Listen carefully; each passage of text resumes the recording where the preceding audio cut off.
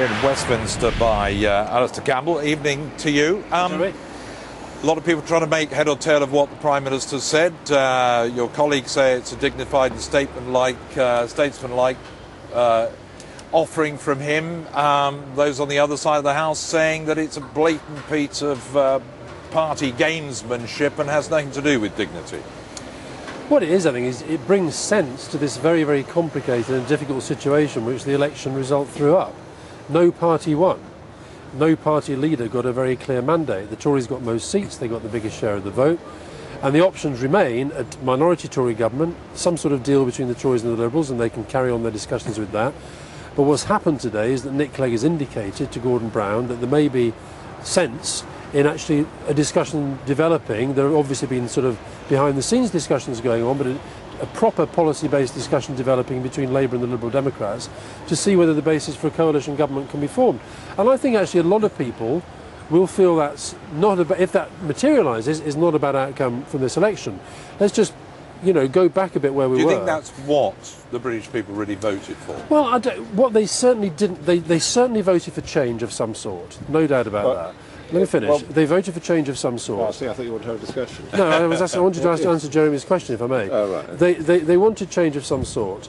They did not go for David Cameron, despite the utterly slavish media support that he got, despite all the money from Lord Ashcroft and his friends, despite the fact that we'd had the recession and so forth. They didn't really want Cameron. There's obviously been, Gordon accepts that there was... Well, he appeared to be their least worst option. They certainly didn't give Gordon Brown a ringing endorsement. What Gordon said was no party leader and no party won the election. Let's be clear about the facts of the election. In the election, we take three main parties. Yeah. There is one party that lost both in terms of share of the vote and seats. That is Labour. There is one party that is behind the Conservatives.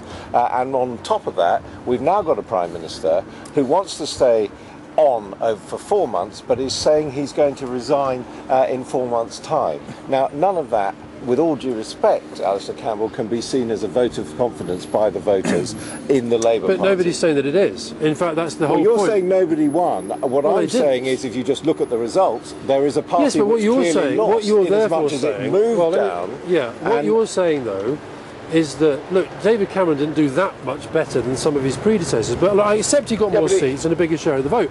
My point is, but my point is, the situation constitutionally... And the second point... Can I answer the first one? Yeah, well, the second point, answer the first one? If you put together the percentages of the vote or the parliamentary seats, a Lib-Lab combination doesn't do it. No, you'd then have to look at other parties. You'd have to look at other parties. But nor does a minority Tory government. Yeah, but a Lib-Lab... A Lib Conservative coalition clearly has a majority and a majority of seats. And that may happen.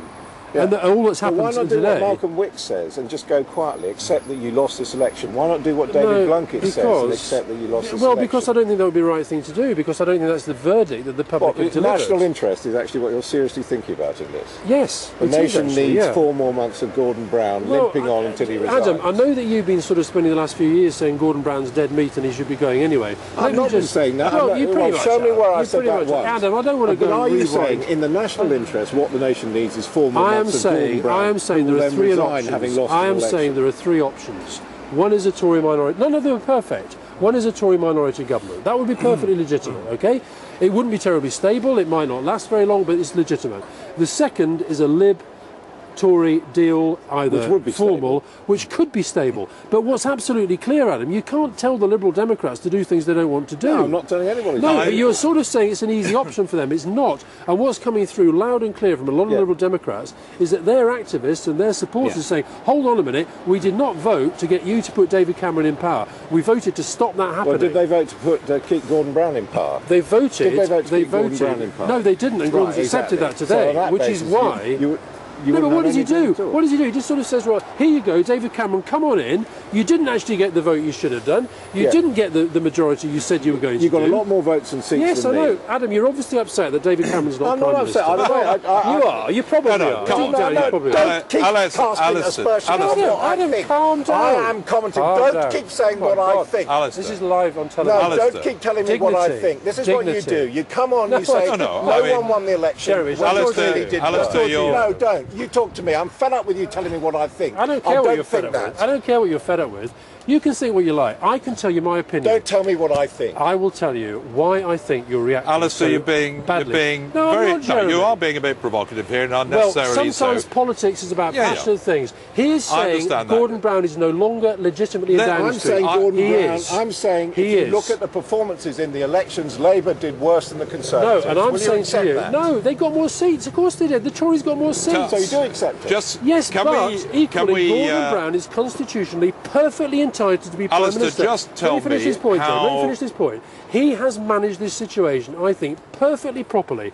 He's today announced he will not be the Prime Minister. Can I ask you a simple question? Yes. Why hasn't he had a cabinet meeting before making this offer? He's about to have a cabinet meeting now. Yeah, but he hasn't had it now. He's made the offer. What can the cabinet do? Why haven't you had a meeting of the parliamentary Labour Party like the Liberal Democrats and the Conservatives have had? In other words, Gentlemen, Adam, I didn't know you were so concerned about our procedures. You, totally unelected, have plotted this with Well, and you're elected. You're up here speaking about him, no, but he's... No, that's because the minister's going to a cabinet meeting. He's got a parliamentary party. You're the one who cooked it up. You're the one who's cooked this up with Peter Mandelson. Let this debate carry on later. Calm down. Well, Let's just remind you, think I don't care about Gordon Brown said a few minutes ago that seems to have led to this latest round of debate. This is Gordon Brown's statement. If it becomes clear that the national interest, which is stable and principled government,